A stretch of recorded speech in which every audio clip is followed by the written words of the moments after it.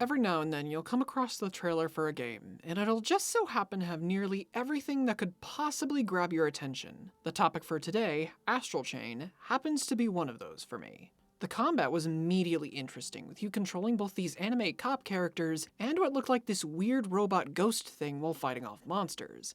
The game came out later the same year, and I absolutely loved it.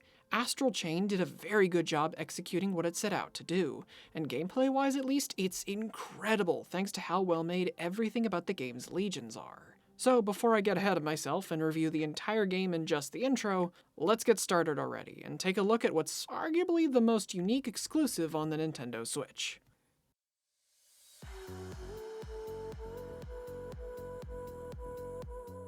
Humanity resides in an artificial island known as the Ark, and are on the verge of extinction thanks to a strange race of creatures from the astral plane known as chimeras. They've been endlessly invading Earth and have been slowly corrupting the world and its inhabitants. Due to them being invisible to the naked eye, most people can't even see them, let alone properly combat them. This is where you, the player, come in as you and your sibling are brought in as officers of Neuron, a police division dedicated to fighting off the Chimera with experimental weapons known as legions, modified chimeras that, when neurologically synced to humans, allow them to see and properly combat the denizens of the astral plane. I'll talk more about the legions later, but for now let's talk about the playable siblings real quick, because this game features a character creator. From a story perspective, I have, thoughts on this, but I'll save that for later. Gameplay-wise though, I kinda like it. It lets the player make this their own adventure, and it also lets me bring back Bryn for another video, which is great, and while she's unfortunately lost a cool scar, she does have the ponytail this time, so it evens out.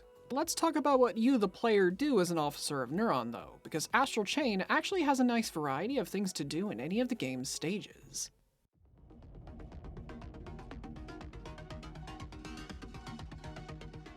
While you're out doing your police thing, you'll have two different objectives that the game will grade you on: red cases and blue cases. Red cases are the most simple, since they always involve a fight of some kind, and these are your normal platinum affair. In combat, you'll be graded at the end based on how well you did, and this score helps contribute to how many points you get after finishing a chapter so you can increase your officer rank. Doing so increases your health as well as how many duty points you get at the end. Usually you'll also get something to customize your character with, like a hat or glasses. You can also get a letter rank at the end if you played on standard difficulty or higher, but I just played on casual mode for this playthrough, so all I got was Neuron's mascot Lappy giving me a thumbs up. I don't know about you, but that's just as satisfying as an S+ to me. As for the blue cases, these are side objectives that reward you with bonus points for your total score. These can involve you doing something as simple as listening in on a guy's conversation to hear if he's doing anything illegal, to getting a kid ice cream while having to put up with the frustrating gyro controls. Honestly, I love doing these. It helps make the world feel more lived in, and they're just a lot of fun to do. My favorite side case in the game has to be the one where you take the role of Lappy the Golden Retriever while Marie's recovering from an injury. The quest involves you bringing smiles to the faces of people around Neuron HQ by listening to their problems and offering advice. And with Lappy being a Golden Retriever though, I gotta say, this brings a whole new meaning to the term emotional support dog. But seriously though, for as funny as the quest is, there's something really nice and wholesome about all this. You'll also have various other side achievements called orders that you can fill out. A lot of it has to do with combat or things you'll do normally, like just playing the game, but there's also weird ones like finding the unoccupied toilet in every file, for some reason. The only real nitpick I have with it though is the lack of an accept all button for when you have multiple completed orders, but it's not that big of a deal. Going back to the cases though, if you happen to miss a red or blue one, the game will show that off at the file end screen, so that way, when you replay that chapter, you'll know how many you have left to do. Early on, there are definitely a few red cases you're liable to miss, because without the use of certain legions, it's actually not possible to access them, like with these two Chimera portals in files 2 and 3. This actually brings me to the biggest draw of the game and its best aspects: the brilliantly executed legions and combat as a whole.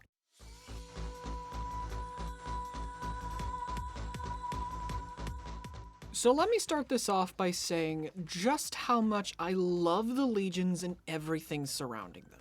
These guys are like the stands from JoJo mixed with certain elements of Xenoblade 2's blades, and I don't know if you realize this, but I am a huge fan of both of those things.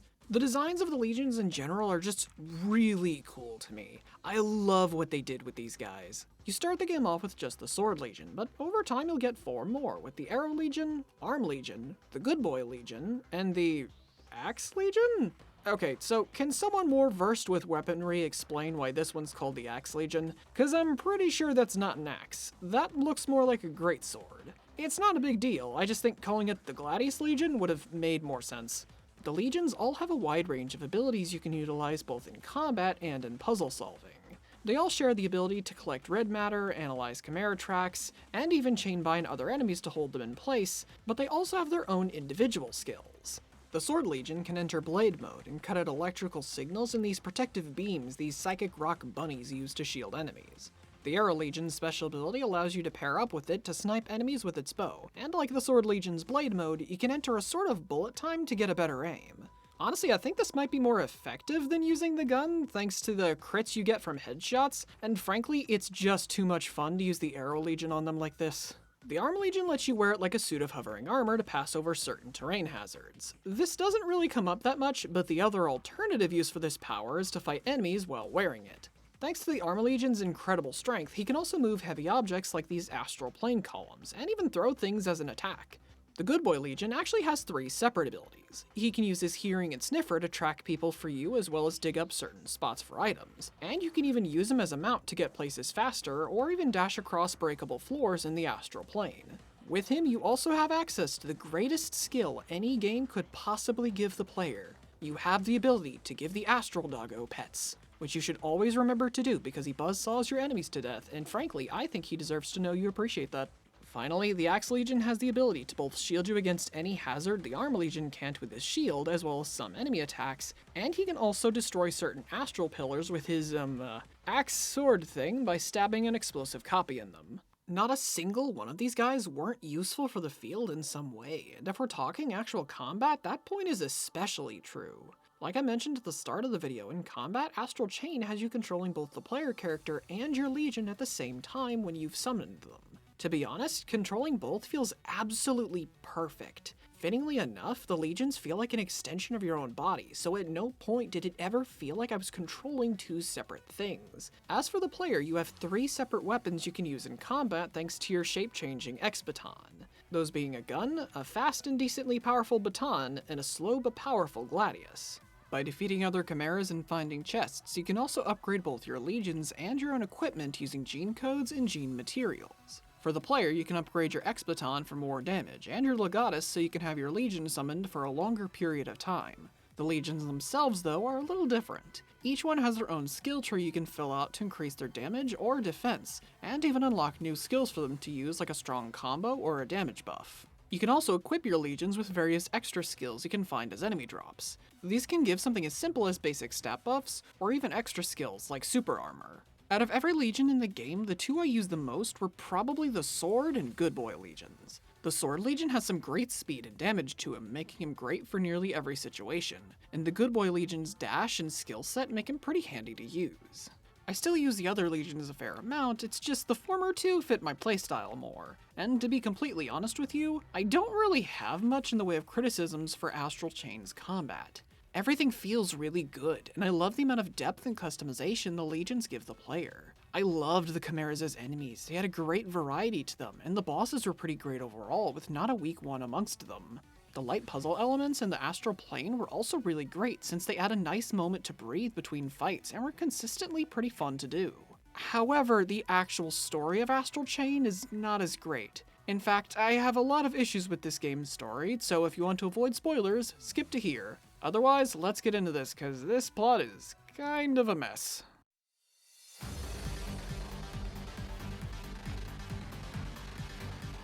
Okay, so before we get into the bad, let's start with 2 fights that are massive positives for me. The Fused Akira fight and the final boss. The Akira Fusion fight isn't exactly hard, and consists primarily of you just spamming the attack button, cause, I mean, what else are you gonna do? But god is this awesome. The high energy of the fight thanks to both the incredible female version of the fusion-themed Dark Hero and the rapid movements and attacks of both siblings gives a really good feel to the entire thing. And while the final boss's first 2 phases are alright enough I suppose, Noah Prime is honestly incredible. Everything about his design to his arena to really his entire fight is very well made, and for as many issues I have with the story, this guy will always be a huge highlight for me. And on the note of those issues, let's start off with the player character, because as I sort of alluded to earlier, I don't particularly like the choice to use one here. The big issue is that it's pretty hard to get invested into the relationship they have with their family when they don't really say anything. I liked Akira as a character, and I thought the game did some cool things with them, but this one thing kinda weakened them for me, since after Chapter 2, you were pretty much the only important relationship they had in the story aside from Yosef. This silence also contributes to a very frustrating problem with the character of Jenna. She goes the entire game claiming that Yosef is a madman and questioning why you would side with him. But newsflash here, lady, Bryn has no reason to distrust him. He doesn't do anything that would raise the player character's suspicion until way later in the game, so Jenna comes across as just some crazy lady. And the problem the player character brings in is the fact that they never question anything. You would think after a while that they'd ask what Jenna's talking about with how much they have to deal with her, but nope, they don't ask anything. That being said though, Jenna's just as much to blame since she herself also never bothers to explain what's up, and that actually brings me to my biggest issue with the game's story, its lack of explanations, and how poorly it handles the stuff it does explain. And here's a relevant little fact about me. A lack of explanations for questions or mysteries that need it is one of my biggest narrative pet peeves, if not outright my biggest, and Astralchain has this problem in spades. First off, what the heck's in Blue Evolve that both strengthens people and eventually turns them into Chimera if they overdose? I'm assuming it's doing something to redshift them, but given that they don't express any sort of sickness-like symptoms, I would assume there's something more going on here. Also, how did Jenna become an aberration and somehow keep her mind? She's the only person we know of that's had this happen, but they don't really even bring it up at all in the plot. You only learn this in her database entry. Then there's the whole implication of Max's mind somehow having been merged with his Legion that honestly kinda comes out of nowhere at the ending of the game. And you know what, while we're talking about it, what was with this ending? You're about to kill your sibling to end Noah Prime, and it just suddenly cuts away before the final blow is struck, and it's later revealed in the epilogue that one of the Akira clones was spat back out before the latter died, for some reason? Do you see what I mean here? I'm pretty sure there's a good few things I actually forgot about that should also have been explained, but it should hopefully be pretty apparent at this point that Astralchain really does a bad job at explaining some of its story elements and lore. And honestly, that's a shame because I do think what's here is very interesting, and I'd love to know more, but hey, the game sold really well, so hopefully in a sequel they'll be able to actually clarify some of this, because I do think there's a great and interesting story to be told here.